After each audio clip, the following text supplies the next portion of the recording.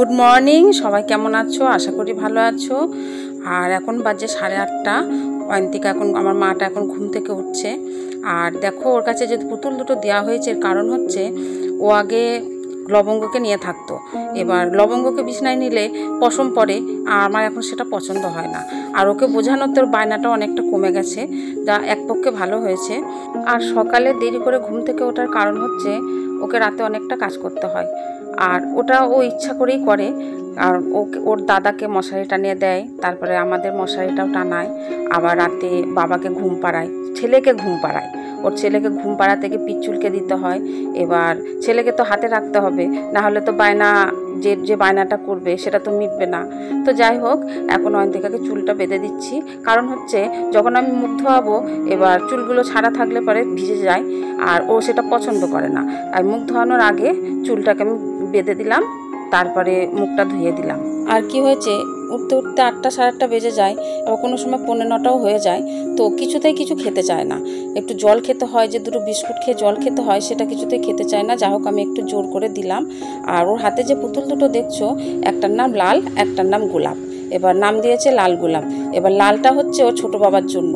এবার পুতুল দুটো কুকুর পুতুল।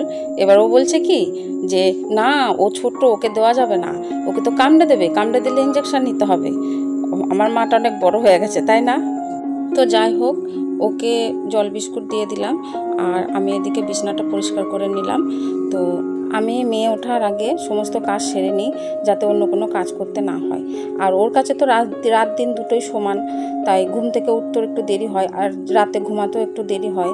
আর কালকে কি হয়েছে, আমি ওর দাদাকে বলছি যে বুনুকে নিয়ে যা, গিয়ে লালকে ওর ছোটো বাবার কাছে দিয়ে আয়। এবার ও কিছুতেই দেবে না। অনেকটা কষ্ট করে ওকে বোঝানো হয়েছে, তো কালকে সেটা দেওয়া হয়নি। আজকে ওর বাবা নিয়ে দিয়ে এলো, তবু তার মন খারাপ। এবার মন খারাপ ওর ঠিক করতে, আবার যখন ও কাঁদছিল দোকানে বসে আমার কাছে, এবার ফুপিয়ে ফুপিয়ে কাঁদছে। আর কাঁদতে না একটুও শব্দ হয় না, চোখ দিয়ে অঝরে জল পড়ে আর মুখ ফুলে থাকে। তো যাই হোক, ওকে ফুচকা দিয়ে মন ভোলালাম। আর ওর ছোট বাবা হচ্ছে আমার ভাগনার ঘরের ছেলে, আর মেজো বাবা হচ্ছে ভাগ্নির ঘরের ছেলে। কারণ ভাগ্নির ঘরে ছেলেটা বড়, আর ভাগনার ঘরে ছেলেটা হচ্ছে ছোট। আর বাড়িটা মানে আমার কর্তামশাই হচ্ছে বড়, তাই বাড়িটাকে বলে বড় বাবা, আর ননদের মেয়ের ঘরের ছেলেকে বলে ছোট মেজো বাবা, আর এটাকে বলে ছোট বাবা। বিছানা পরিষ্কার করা হয়ে গেছে, আর সবার লাস্টে আমি গ্যাসটা মুছি। যেহেতু রাতে রুটি করা হয়, এবার গ্যাসটা খুব ধুলো ধুলো হয়ে থাকে, আমার সেটা পছন্দ হয় না। আর এখন সব কাজ হয়ে যাওয়ার পরে শেষে মেয়েকে নিয়ে দোকানে এসেছি। মা স্নানে যাবে, পূজা সারবে, এবার দোকানে কেউ একজন থাকতে হবে। আর সকালের দিকটা ওর বাবা যেহেতু কাজের দিকে থাকে, তাই আমাকে থাকতে হয়। আর একদিকে কি করে আমি ওই মেয়েটাকে বইটা দিয়ে বসিয়ে দিই। এবার ও তো টাচিং অনেকটাই শিখে গেছে, আমার খুব সুবিধা হয়। তো চলো আবার ফিরে আসছি।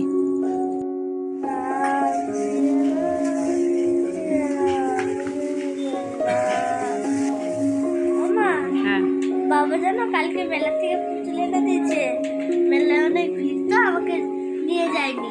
এবার খাবে, চলো, খাবার রেডি হয়েছে।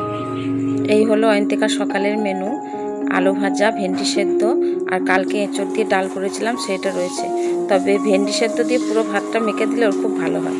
বাবা, ও বাবা, একটা পেপসি দাও। ও বাবা, একটা পেপসি দাও, 1 টাকা দামে। 1 টাকা বেশি হয়?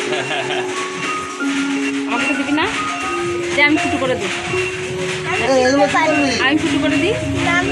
না, আমি পারি, তুই ফুটো করতে পারবি না, তাহলে আমি একটু খেতে পারবো। দিবি? বলো, এটা কি? গোটা জিরে। এটা কি? গোটা জিরে না, এটা কালো জিরে। গন্ধ শুকো, কালো জিরের গন্ধটা। ব্ল্যাক জিরে। অয়ন্তিকা খাওয়া দাওয়া হয়ে গেছে, আর দোকানে একটু বাবার সঙ্গে দুষ্টামি করলো। আর দোকানে যখন আমি ওকে পড়াচ্ছিলাম, এবার আমার কাজ এগোনোর জন্য আমি সবজি নিয়ে গেছিলাম। যখনই আমি সবজি কাটি তখনই ওকে হাতে দিই যে এটা কোন সবজি, সবজির নামগুলো শেখায়, আর টাচ করে যাতে বুঝতে পারে, সেটা ওর চেনা হয়ে যায়। আর এখন অয়ন্তিকাকে জিরে, সর্ষে, মৌরি, মেথি এসব হাতে দিচ্ছি। এবার ওকে বলছি টাচ করে দেখ, বুঝতে না পারলে আবার বলছি একটু ঘষ দেখ, নাকে গন্ধ আসবে, তাহলে তুই বুঝতে পারবি।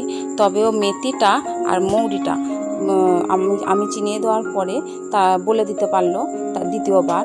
আর সর্ষেটা তো একদমই গোল, ওটাও চিনতে পারলো। কিন্তু যখন ওকে মেথিটা দিচ্ছি, এবার মেথিটা তো একটু মোটা দানা, ধরে ফেলতে পারছে। এবার যখন মেথি দেওয়ার পরে কালো জিরে দিচ্ছি তখন আবার একটু ভুল হয়ে যাচ্ছে। আর মৌরির গন্ধটা তো একদমই আলাদা, ওইটাই সব থেকে শিখতে পারলো ভালো করে। আর সর্ষেটা তো যাই হোক, তোমাদের অয়ন্তিকাকে কেমন লাগলো কমেন্ট করে জানিও। আর এই ভিডিওটা ভালো লাগলে একটা লাইক দিও, আর যদি ভালো লাগে সাবস্ক্রাইব করে দিও।